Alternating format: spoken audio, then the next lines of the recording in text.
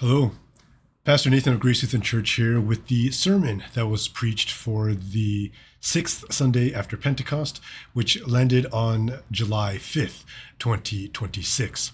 But before we begin, let's have a word of prayer. God of life, by the power of your Spirit, may your presence be among us and be apparent that we be filled with hope, joy, and love through Jesus Christ. Amen. So school has been out for a full week now, officially, and the weather has finally gotten nicer after a few days of cloud and rain in there. And this is the first year in a while that all three of our kids are without any kind of summer programming whatsoever. Like no summer school, no camps, no jobs. And so for the first time in a number of years, it actually feels like summer. Right? You know what I mean. With those nice days when you can just lose yourself staring out the window at the blue skies.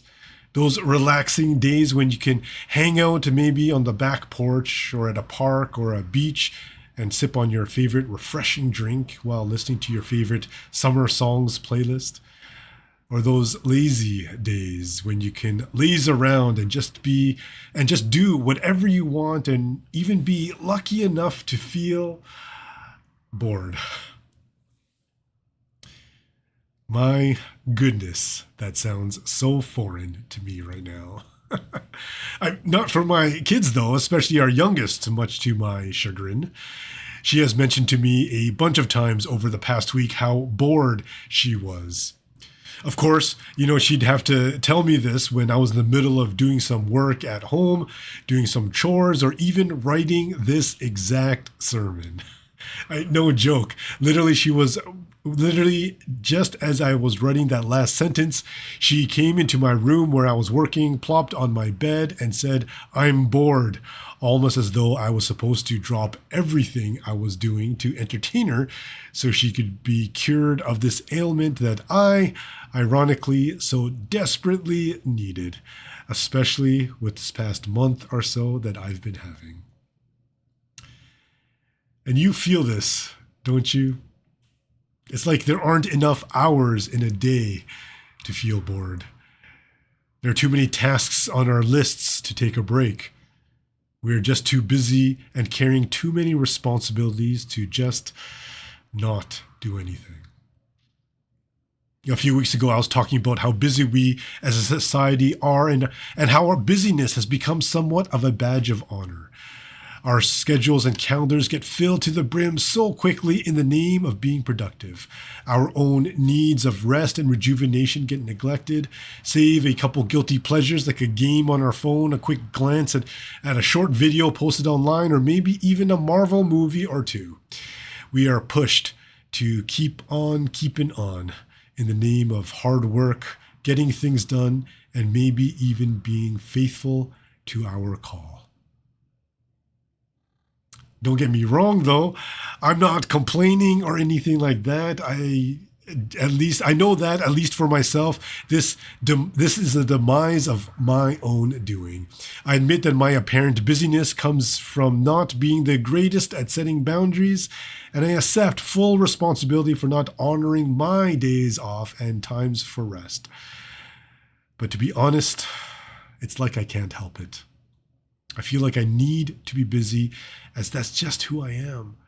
My overdeveloped sense of responsibility as a professional Christian tells me that when I see something that needs to be fixed, I should do everything I can to fix it, even when it's not my problem. And I guess it's that, then, that actually becomes my problem. Come to me, all who are weary and carrying heavy burdens, and I will give you rest. Jesus says, to a general audience right after he went on this rant about how awful people can be. And it sounds great, especially for someone like me in the season of life that when things just seem so busy, when that weariness and those heavy burdens are so apparent, when being overworked, overwhelmed, and overextended has just become the norm. When, in spite of trying to do all the right things for what we think might be the right reasons, we are still tired as heck. Again, I'm not complaining or anything. It's just that this light burden and easy yoke that Jesus mentions aren't exactly light or easy. And I know I've been talking pretty much about myself and my own experience up to this point, but I'm pretty sure you all can relate to this. I mean, as Christians, we just naturally care for the less fortunate. As churchgoers, we are inclined to have compassion for those who are suffering or in pain. As God's people in the world, we can't help but see the insurmountable needs of said world and want to, by God's blessing and divine call, do something about it. And to make matters worse, I mean, we know all about burnout and have heard the horror stories. We know what our limits are, but we push up against them anyway. We know how heavy those responsibilities can get, and we still take them on regardless. It's like we don't do what we want to do, but do what we don't want to do. And that struggle can be so tiresome, so very wearisome, maybe even burdensome. Yeah, I remember as a kid laughing at the first time I read this passage out of Romans that we get for today as our second reading. The repeating of the word do in such rapid-fire succession made it sound like something else to my very juvenile brain. But it wasn't until later in life that I realized that Paul was actually talking about addiction. And I know as soon as we hear addiction, we think of substance abuse, which I'm sure we all have some kind of experience with, be it with a loved one of a loved one, or even within ourselves. But I think Paul here isn't talking about being an addict to some kind of illicit drug or alcohol, but to what he would have classified as a sin. I think Paul was addicted to a behavior. And maybe I am too. I don't know, maybe we all are. Be it addicted to a substance or a behavior, I think we all know the vices in which we can find ourselves uncontrollable in doing what we don't want and leaving what we do want undone. Be it addicted to something physical or emotional or mental, we might feel burnt out under the weight of the feelings of not being in control of what it brings.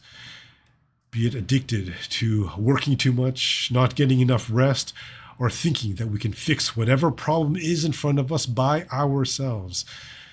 We might want to pretty it up and say that we're like this for all the right reasons. Now, I'm not saying addictions are easy to break and that all we need is Jesus in order to do it. But I'm saying that Jesus gets that struggle. Jesus knows that pain. Jesus is ready and prepared to help carry that burden and walk with us under them. Again, this isn't a miracle cure, but I think when Jesus invites us into his presence, I think he means this.